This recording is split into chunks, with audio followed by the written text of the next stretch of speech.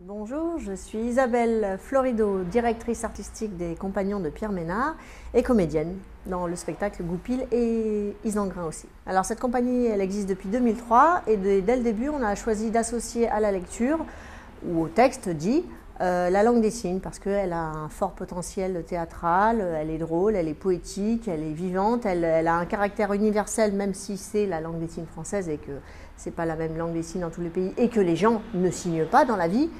Il y a quand même quelque chose qui parle tout de suite aux gens, qui est très visuel et qui enrichit considérablement les spectacles. Alors là, on a un diptyque, Goupil et Isengrin. Donc ce sont deux écrits de Samy Vell qui les a écrits à partir du roman de Renard.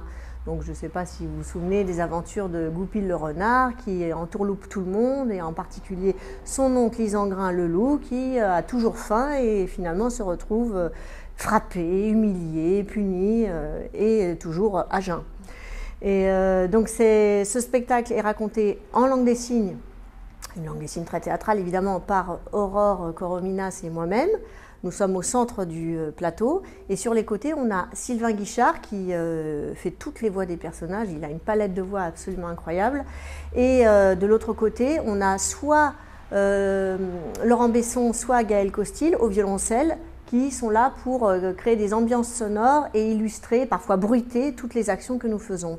Et tout ça forme une partition à 4 où c'est vraiment comme un orchestre, mais un orchestre de voix, de musique, de corps, et c'est très synchro. Très synchro, ce qui donne un effet magique. Le public a l'impression que les voix sortent de nos corps, que c'est nous qui donnons, que nos gestes vont envoyer la musique. Enfin, on est tous très à l'écoute, nous, avec nos oreilles, et les deux autres avec leurs yeux.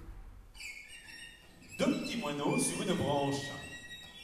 Le premier dit « Oh mon Dieu, quel temps !» Et rien ne se mettre sous la dent. Eh bien oui, mais et plus de cheval, plus de pitance. Et en usais-tu chez toi, plumeau? Alors en fait, à la lecture du texte, il y a des voix qui viennent spontanément à Sylvain, donc qui propose, et moi il y a des postures corporelles qui me viennent spontanément associées au personnage, ou à moi ou à Aurore, ma partenaire. Et ensuite, il s'agit de faire en sorte que les voix et les têtes aillent ensemble, et donc il faut réussir à tirer la langue des signes pour qu'elle reste signifiante pour les sourds, évidemment, hein, ça s'adresse aux sourds aussi, mais pour que on puisse signer en même temps qu'il dit le texte et avoir des rendez-vous d'énergie. Donc en général sur des impulsions de voix, il y a le rythme du dire qui correspond au rythme du signer. Et donc on joue ensemble à la fin. Voilà, on joue ensemble, c'est ça. Comme des musiciens qui jouent ensemble. Hein. Voilà, c'est ça. Et le metteur en scène, Nicolas Fagard, du coup, a voulu cette synchronisation avec les deux signeuses et il y a aussi des process de synchronisation avec le violoncelle. Oui, bien sûr, maintenant c'est l'hiver. Les vilains ferment leurs portes et mangent au chaud leur pain. Mais et nous n'avons pas de porte. Ah non, et nous avons si grand faim. Voilà, donc on est très habitués l'un à l'autre et du coup j'ai beaucoup de plaisir à jouer avec Sylvain parce qu'il est très à l'écoute et très répondant. Voilà, donc moi j'ai beaucoup de plaisir parce qu'elle est complètement pétée. Et puis parce qu'elle est très à l'écoute aussi.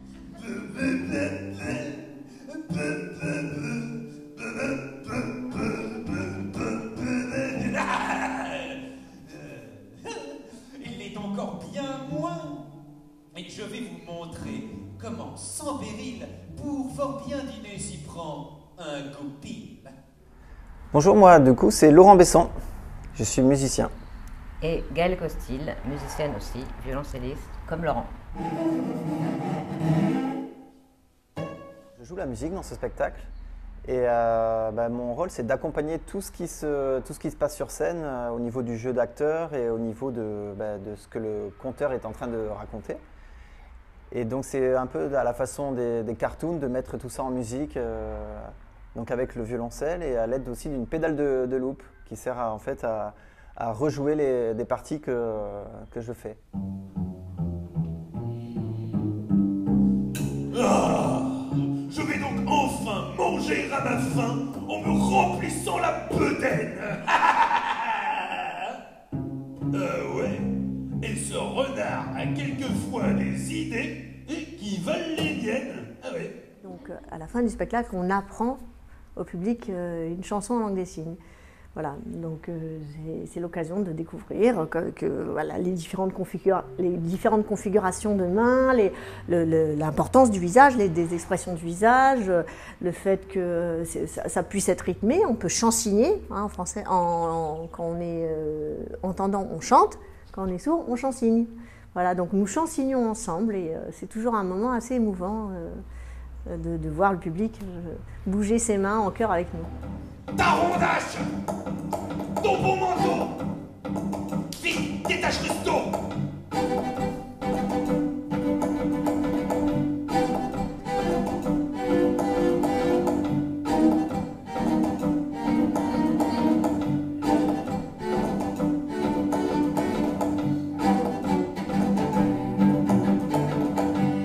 Montez dessus son palefroid! Le baron de Fichtrenavette, armé de sa belle épée prête, au grand galop fonce tout droit. Mais le loup, griffant et mordant, se défend comme un sang de diable, et la bataille est effroyable autour des